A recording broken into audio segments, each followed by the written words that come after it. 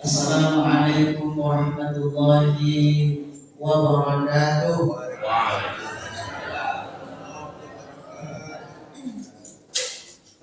Alhamdulillahirabbil alamin, hamdan syakirin, hamdan na'imin, hamdan yuwafi ni'amahu wa yukafi mazidah.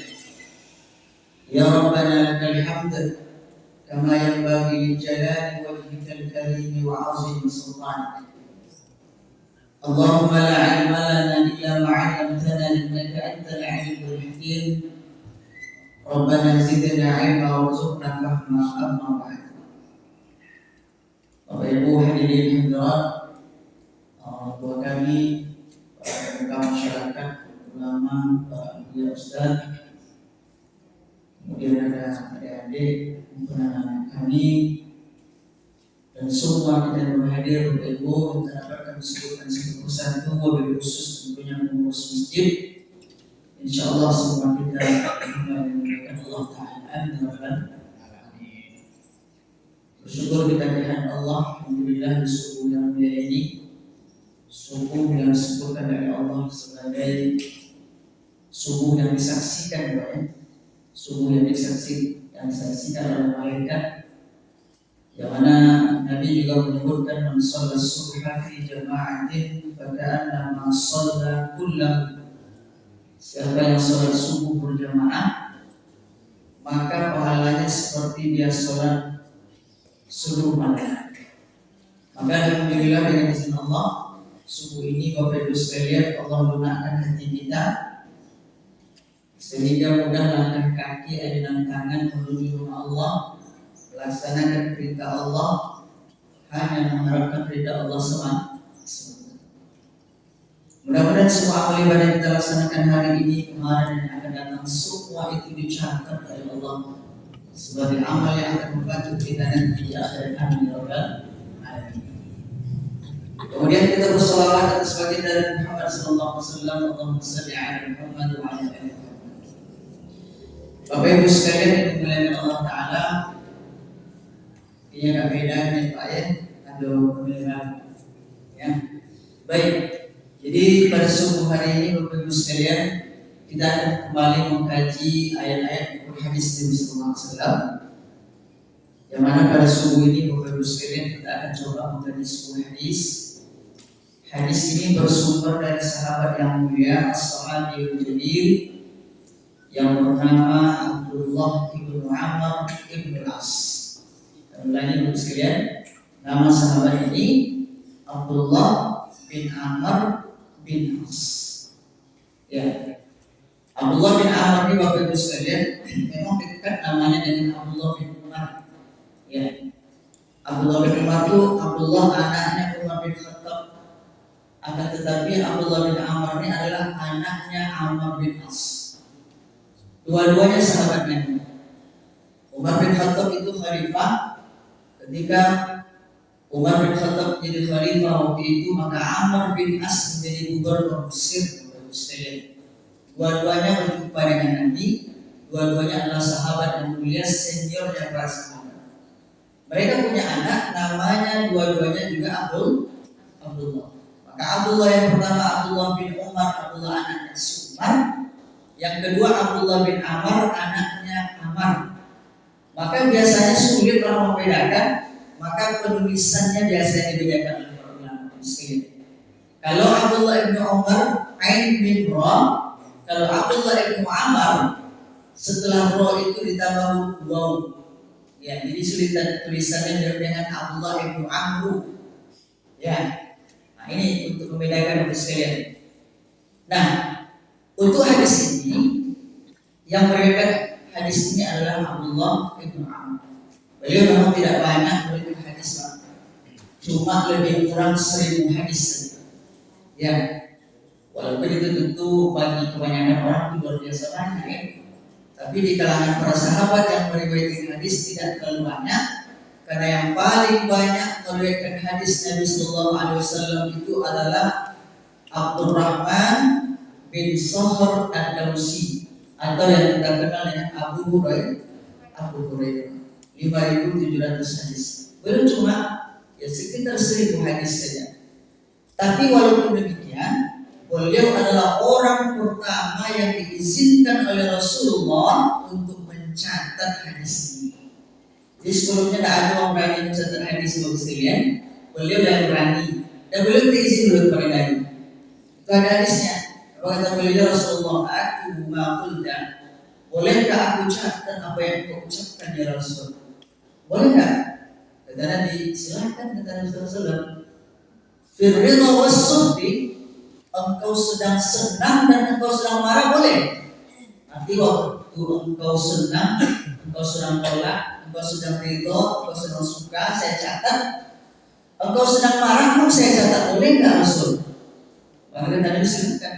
Karena sesungguhnya apapun kondisi kata Nabi SAW, maka semua yang aku ucapkan pasti bersumber dari wahyu Allah. Makanya beliau orang pertama yang mencatat hadis Nabi SAW. Dan ini dipuji langsung oleh Abu Hurairah yang terbanyak tadi Bapak Ibu sekalian. Apa kata beliau? Demi Allah, tidak ada yang paling banyak memberikan hadis di dunia ini melainkan saya.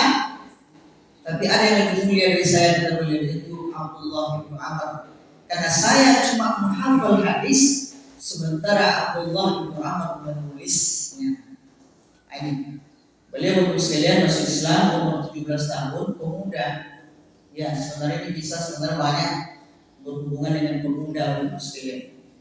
Ya, beliau masuk Islam umur 17 tahun, barulah kemudian setahun setelah itu ayahnya Amr bin As masuk Islam juga.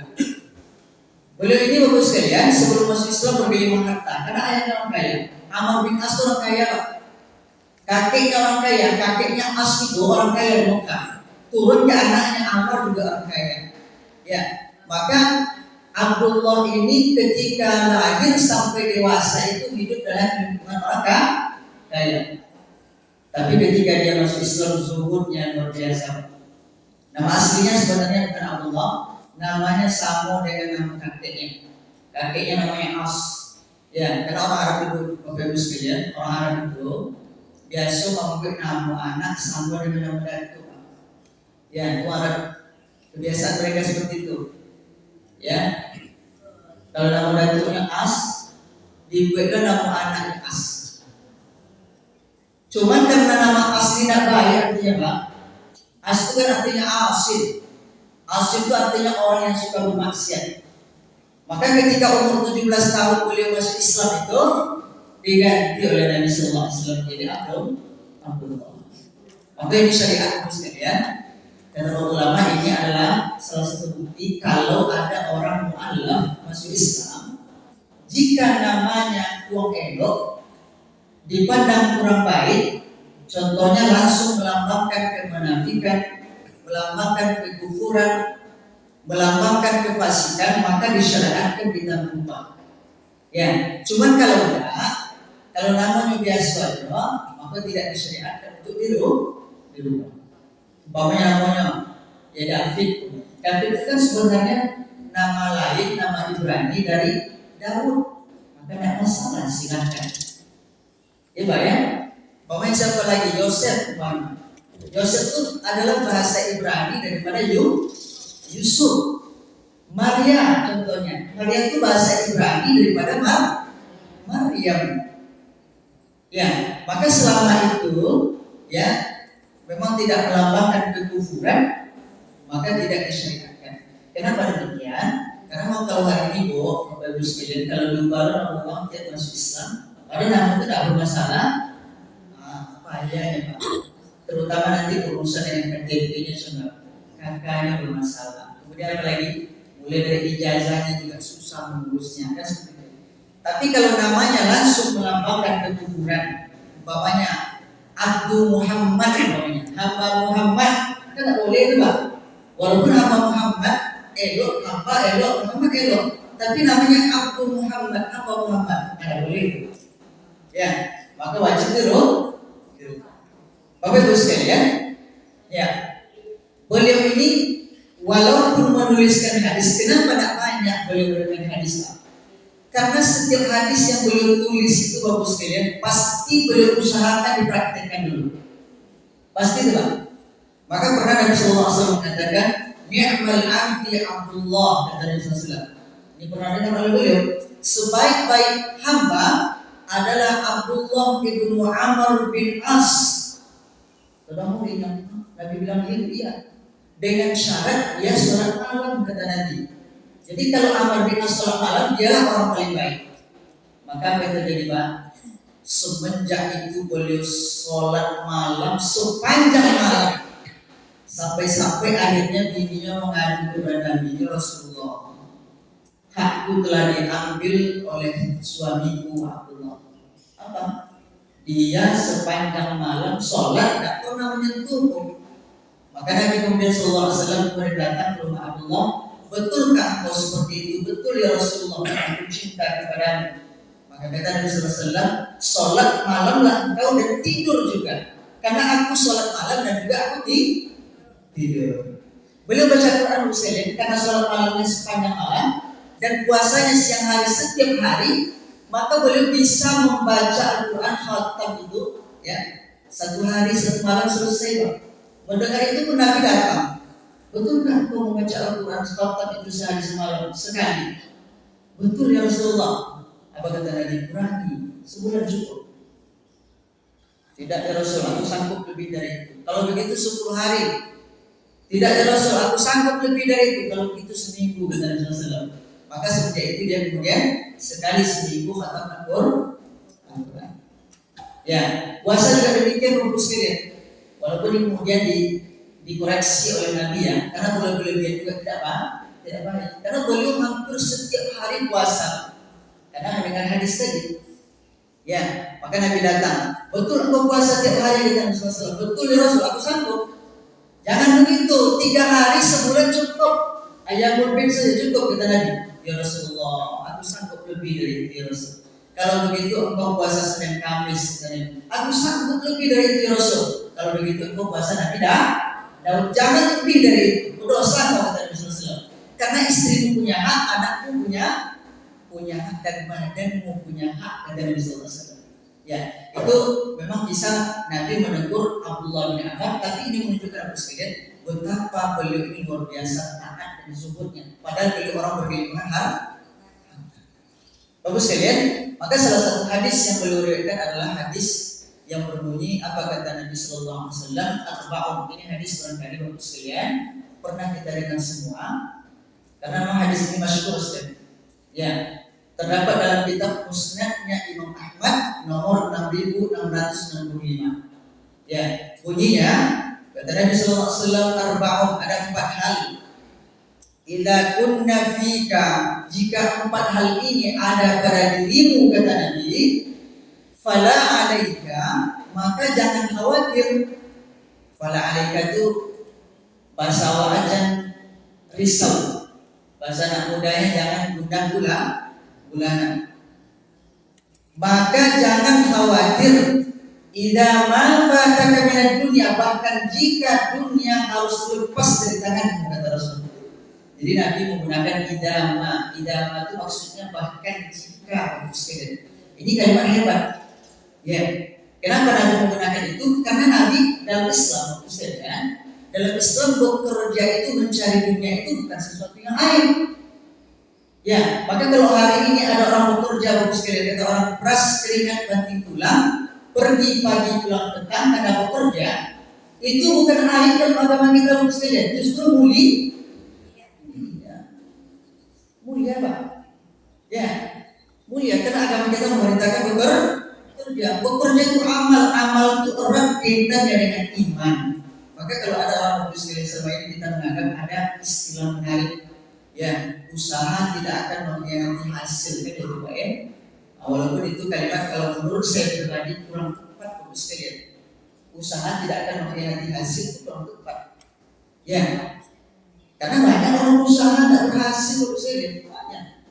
Yang tepat itu adalah usaha tidak akan mengkhianati iman. Ya.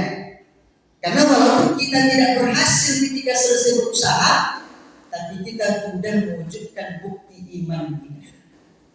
Ya, jadi bekerja itu bukti dari iman. Mau berhasil ataupun tidak usaha kita, kita sudah mewujudkan bukti iman kita kepada Allah. Karena bukti iman salah satu adalah bekerja. Karena iman itu menyuruh kita bekerja. Dan kebanyakan ayat dalam Al-Quran itu iman selalu disandingkan dengan kerja. Innalladzina amanu wa 'amilus shalihat. Sesungguhnya orang beriman dan beramal soleh. Amal soleh itu diantara yang bekerja. Maka yang benar adalah usaha tidak akan mengkhianati iman.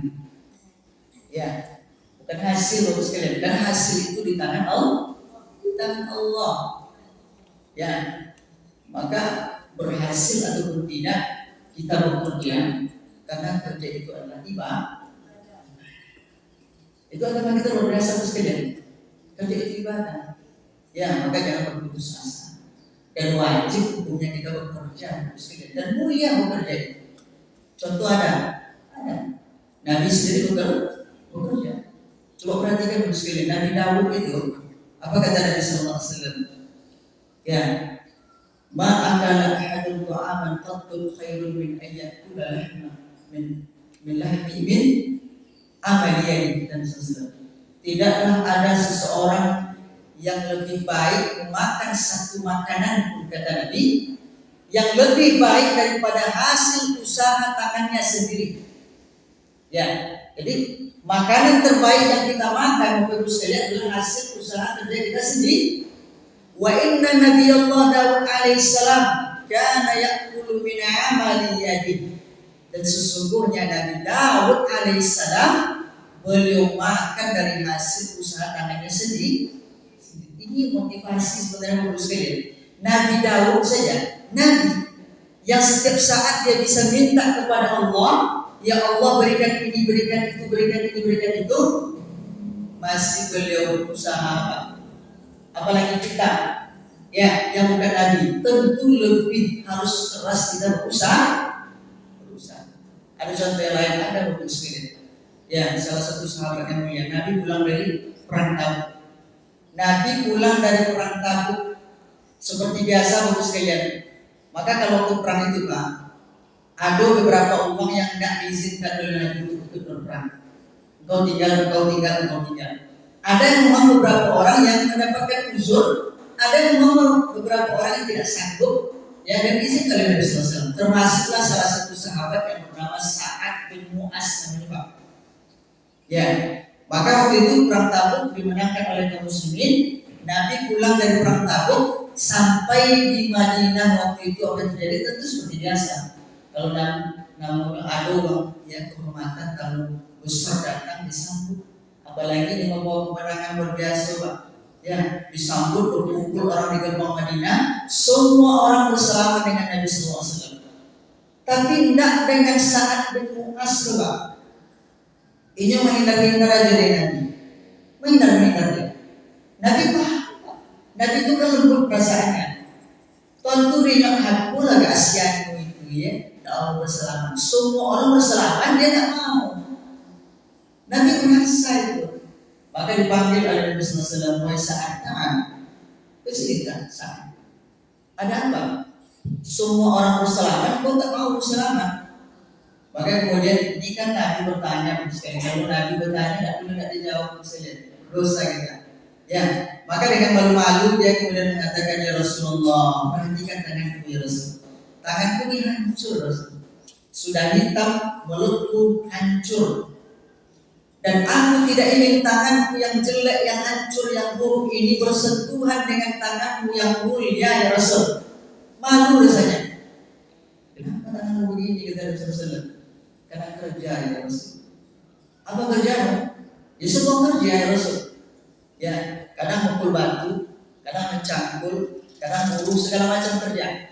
Yang penting yang halal yang bisa menghasilkan uang. Maka apa terjadi? Diambil, dipegang oleh Nabi tangan itu sekalian, dicium oleh Nabi Sallallahu Alaihi Wasallam. Diangkat tangan itu kepada Nabi, perhatikan kaum muslimin. Ini adalah tangan yang tidak akan disentuh oleh api neraka. Berarti kerja itu mulia. Ya, tidak aib dalam agama kita.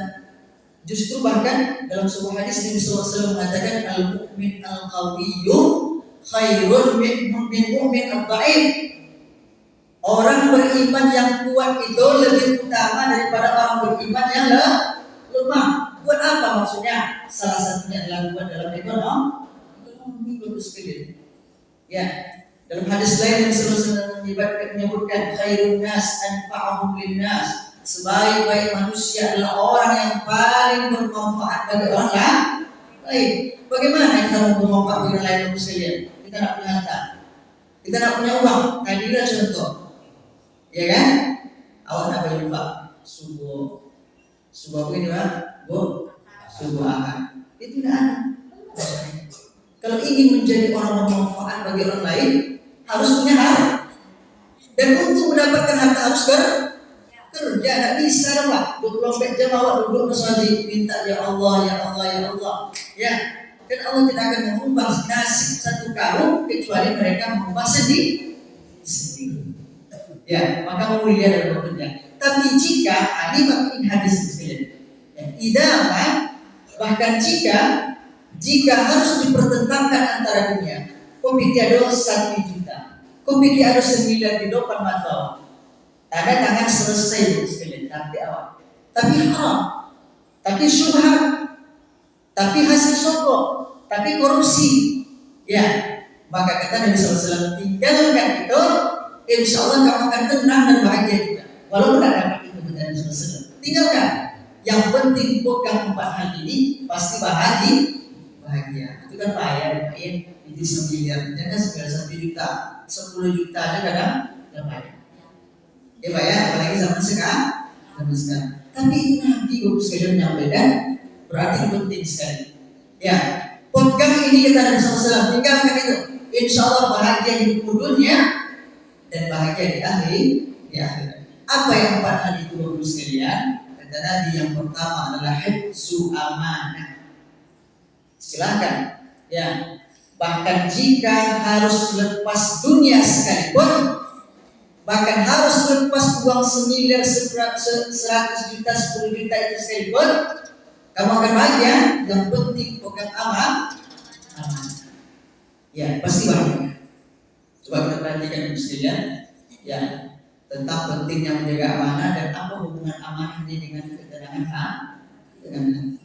Contoh sederhana aja Pak. Awak pegang soji seperti biasa, umumnya ya tadi pagi sudah niatkan untuk infak.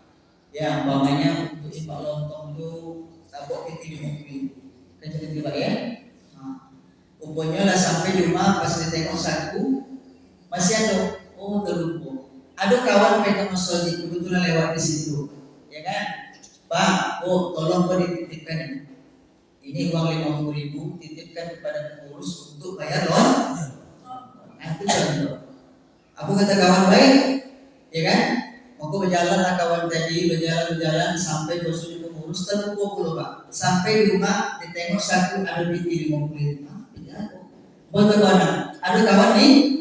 Titip amanah sekalian. Kalau orang ada iman di hatinya bagus sekalian, orang ada iman di hatinya. Jadi imannya, walaupun cuma uang 50.000 bagus sekalian, itu berat bagi dia.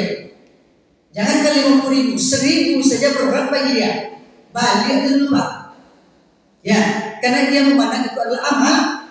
Berarti saya lalai dari memelihara amanah. Bukan lupa.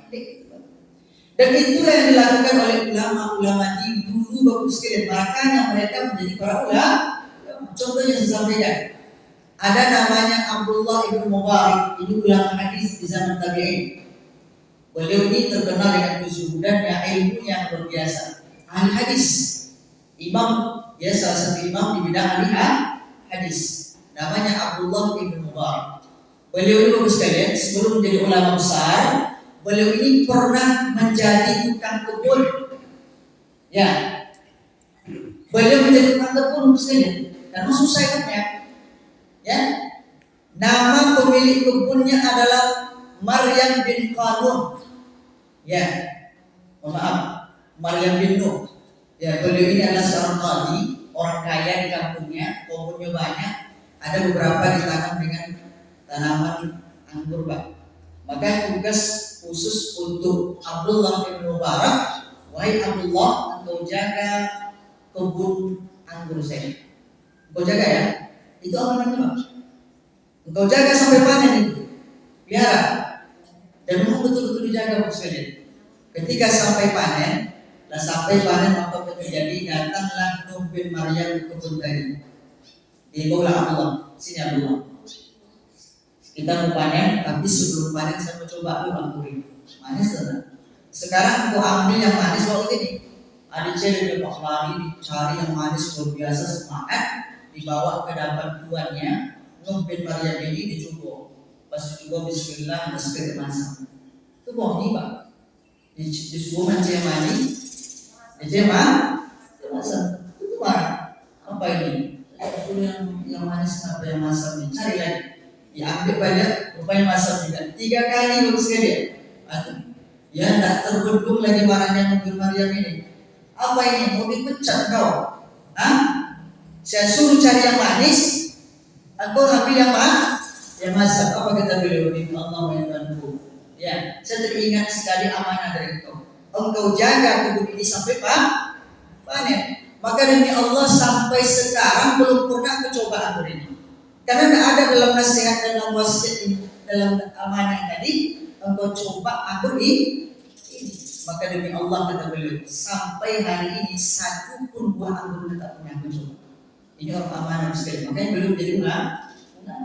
Ketika beliau menjadi ulama sekali, beliau ini orang berasal dari kampung namanya Marwa. Marwa itu kampung kecil di daerah Madinah, Muslim. Ya, zaman ini negara kecil itu Pak ya. Ya, sonci apa dan cukup sekian puluh hari, sekian puluh bulan, pokoknya kan, tak mungkin ada cukup ada Pak ya. Tapi itulah mereka. Makanya mereka menjadi para ulama.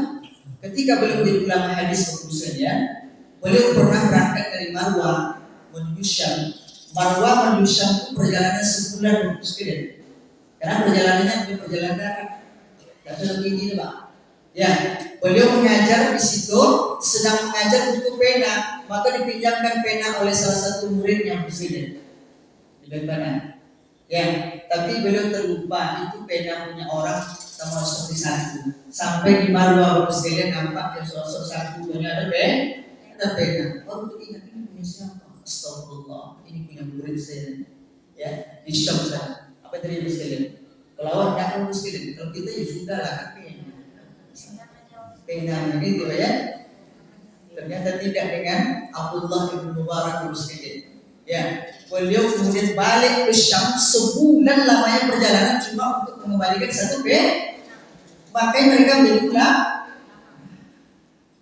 Amanah sekalian. Ya. Sekecil itu pun mereka jaga, apalagi yang besar. Ya, makanya mereka menjadi ulama sekalian. Saya sampaikan, makanya mereka menjadi ulama. Warok sekali.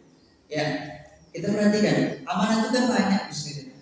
Ya, mulai dari amanah harta, tadi adalah contohnya harta titipan orang lain kepada kita. Dan tentunya di antaranya adalah harta langsung dari titipan dari Allah Ta'ala. Apalagi jabatan contohnya Pak. Ustaz ini Bapak, sebab dari Pak ya. Baik, sebab bantuan datang. Ya, bagus sekalian. Ada ya. Ya, kalau dia lalu nonton, setelah nonton, ya. Baik, bagus sekalian. Kita lanjutkan sedikit lagi. Yang kedua jabatan bagus sekalian. Karena Imam Nawawi rahimahullah taala mengatakan beliau membagi amanah kepada dua. Kata beliau amanah itu ada dua. Ada yang jauh, ada yang dekat. Ini Imam Nawawi rahimahullah taala seorang besar. Amanah yang jauh itu kata beliau adalah harta, kekayaan, jabatan, apalagi bahkan anak dan istri itu amanah tapi sifatnya jauh kata beliau. Tapi ada amanah yang dekat dengan semua manusia dan semua manusia punya itu. Apa itu? Yaitu seluruh anggota tubuh manusia itu adalah amanah. Kita masuk ke kedua sekali yaitu jabatan. Ya, jabatan itu amanah. Hari ini semua orang mengajar jabatan sekali. Jadi bayang tanpa sadar bahwa itu adalah amanah. Perhatikan dulu sekalian. Para ulama dulu dan orang-orang soleh dulu mereka takut sekali dengan jabatan ini. Walaupun sebenarnya bukan juga aib bagi seorang muslim kalau dia menjabat. Kenapa? Karena kata Nabi SAW disebutkan sab'atun yudhilluhumullah yawma la dhilla illa dhilluh. 7 golongan yang akan mendapatkan naungan dari Allah yang tidak ada naungan pada hari itu kecuali naungan Allah. Yang pertama sekali disebutkan oleh Nabi adalah al-imamul adil, pemimpin yang adil. Berarti tidak adil kan kita mengambil jabatan? Tidak adil. Selama orang menganggap kita mampu dan kita menjalankannya dengan adil, tapi hati-hati sekali bagus. Kenapa demikian? Kata para ulama menjelaskan, karena satu orang saja bermasalah dengan kita karena jabatan kita dan kita zalim karena itu dalam jabatan kita, sudah cukup untuk menghilangkan dan menghapus seluruh kebaikan amal kita di hadapan Allah semuanya. Apalagi yang kita bukan satu orang. Hati-hati sekali. Makanya orang-orang soleh dulu dan para sahabat sekalian, beliau itu luar biasa, Pak. Takut sekali. Umar bin Khattab itu luar biasa sekali. Beliau punya anak namanya Abdullah, tadi sudah saya sampaikan. Abdullah ini walaupun ayahnya seorang khalifah itu bahasa ini presiden sekalian. Ya, kalau presiden itu kan cuma sebuah negara. Umar itu memimpin 2/3 dunia, Bapak sekalian. Dan si negara itu 2/3 dunia. Bahkan dalam riwayat dikatakan, minta sore atau tidak, bahkan ya Islam itu sebenarnya sudah sampai ke Indonesia ini pada masa Umar.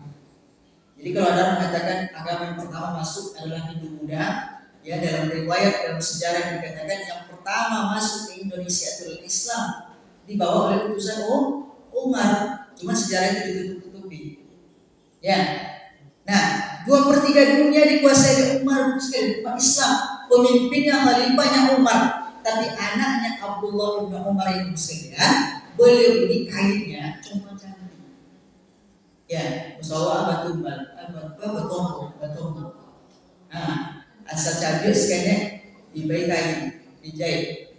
Banyak loh ya, rokok tadi kodok kain asli sekalian. Sehingga apa yang terjadi? Waktu dia main dengan kawannya sekalian seperti biasa, anak kecil main dengan kawan, tentu banyak nyelentuk. Baju aja anak pemimpinnya, baju anak presiden kain macam itu, baju gembel. Kan itu harus sekalian itu kok dia udah kan, kode sekalian. Baju ya kain anak cerita kan begitu. Menangislah Abdullah datang ke ayahnya, wahai ayahanda, disampaikanlah baju anak presiden, tapi pakaian cerita. Disampaikan sekalian. Tentu tersentuh lagi Umar bin Khattab. Iya dulu ya. Apa kata Umar kepada anaknya, wahai anakku Abdullah, engkau datang ke Baitul Mal, yang menjaga Baitul Mal itu pamanmu itu. Masih wawaknya yang keluarga kita. Tenang. Tolong katakan sama dia, Umar minta gajinya bulan depan. Maka datanglah dengan senang Abdullah tadi masih seorang terbanyak baju baru sekali. Karena ya Baitul Mal itu kan bendahara negara sekali. Masuk ini APBN pilih situ jam sore. Yang menjaga keamanan dia. Ya, dan sekali soal nanti. Assalamualaikum waalaikumsalam warahmatullahi wabarakatuh. Apa kabar? Apa hal yang? Alhamdulillah ya Pak. Apa cerita? Umar menyampaikan salam. Assalamualaikum warahmatullahi wabarakatuh. Sudah itu apa? Umar berpesan, tolong cairkan gaji yang bulan depan. Apa kira-kira jawaban paman dan sekalian? Kata beliau, demi Allah wahai anakku, tidak ada yang menjamin Umar akan hidup sampai bulan depan. Maka disampaikanlah oleh anak tadi, ya, dapat bajunya, dapat harganya. Kata paman, wahai ayah, demi Allah tidak ada yang bisa menjamin Umar akan hidup sampai bulan depan. Dulu aja nanti ini sekalian, menangislah Umar sekalian. Apa kata beliau?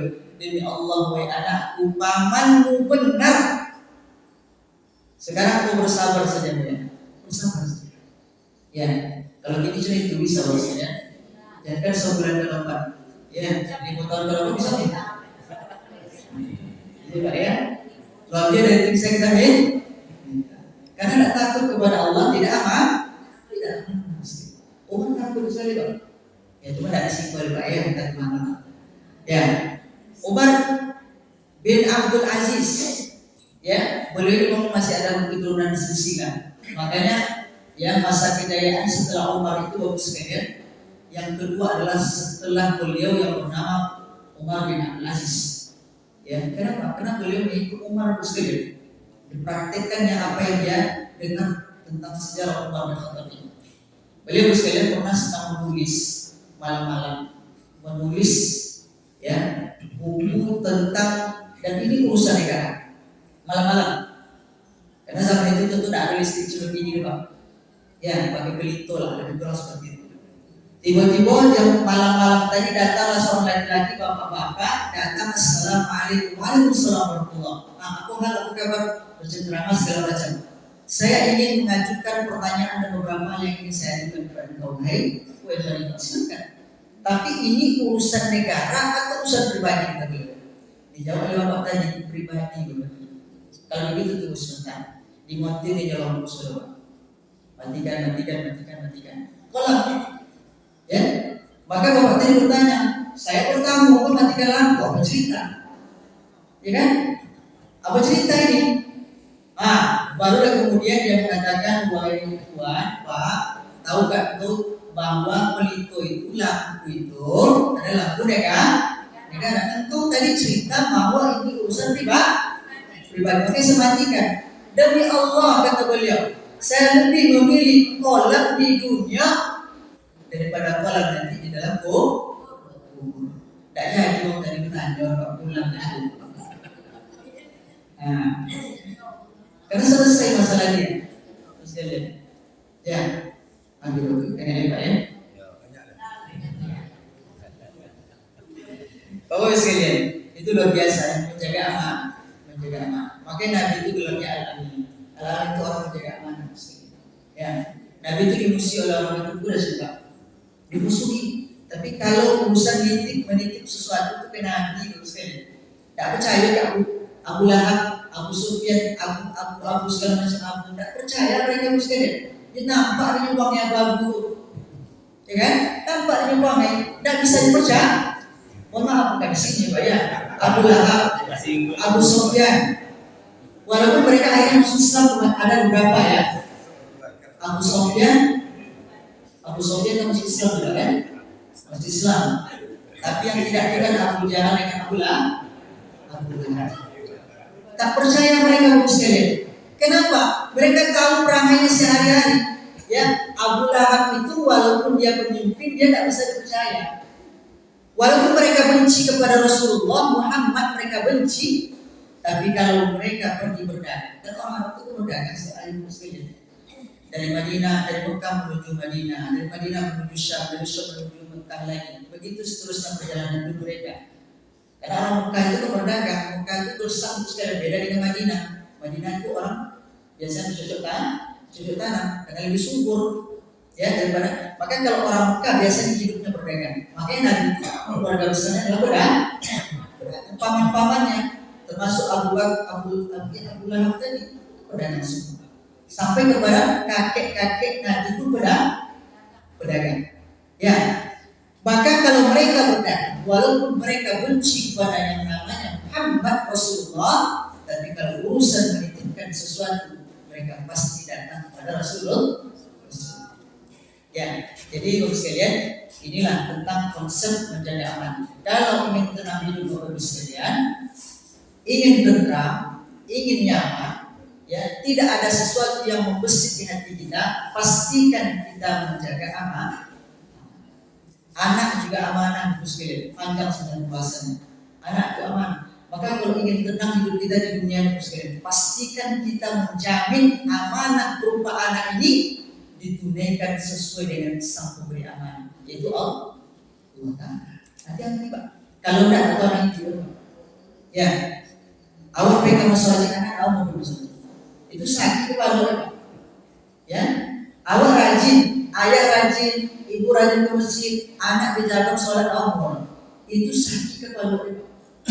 Kenapa? Barangkali dari kecil kita tidak membiasa, padahal anak itu adalah amanah. Hati-hati sekali. Bapak sekalian, Allah Ta'ala barangkali ini yang dapat saya sampaikan. Sebenarnya panjang sekali pembahasan amanah itu kan makanya sebenarnya Pak ya. Tapi tidak mungkin kita sampaikan semua itu, ya. Dan juga kita dibatasi oleh waktu dan ya ada makanan. Kalau sekali Allah Subhanahu wa taala pasti memilih juga kan? Iya Pak. Iya Pak, silakan Pak. Kalau awak biasa ada jabatan ini jago amanahnya awal ini kan anak yang bisa amanah. Kalau menjaga amanah juga sampai di mana? Masalahnya bingung, tidak bisa ada menjaga amanah yang wajib amanah tapi di mana? Baik Pak, terima kasih Pak. Ini panjang pembahasan di sebenarnya Pak ya, tapi luar biasa penting sekali. Karena jabatan bukan anak itu pun jawab Pak ya.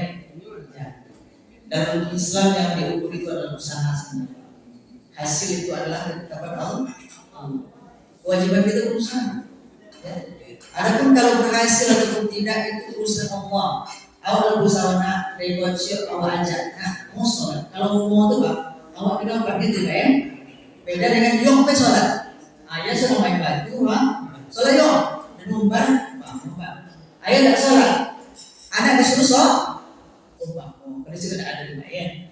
Kalau kita kan enggak, kita doang mau sholat. Mau kamu sholat. Kalau mau tuh Pak ajakan awak di dompet mau betek kan.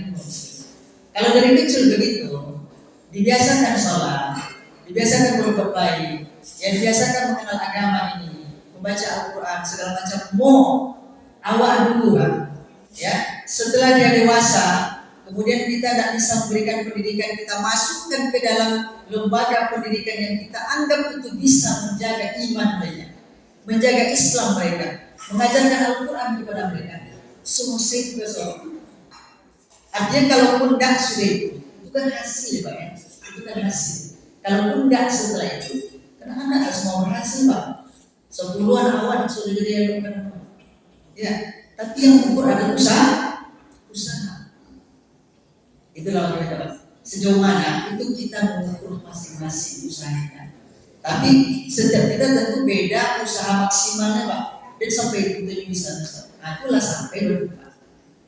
Ladan ajaunya, ladan biaya sekolah, segala macam. Saya berikan contoh yang baik, segala macam saya berikan semuanya. Dan jurusan, dah sampai gitu. Berarti sampai Pak. Anak kita juga berhasil, dan juga mau sholat. Dari 9 anak kita 1 tidak mau sholat. Sampai usaha kita Pak. Insya Allah kita sudah terlepas dari tanggung jawab melalikan amanah. Ya, barangkali itu Pak. Dan setiap kita tentu beda-beda Pak ya, beda-beda. Bapak sekalian Allah Subhanahu wa taala ya. Mudah-mudahan yang sedikit ini bermanfaat kita bersama dan tidak kurang kami mohon maaf. Kita akhiri wassalamualaikum warahmatullahi wabarakatuh.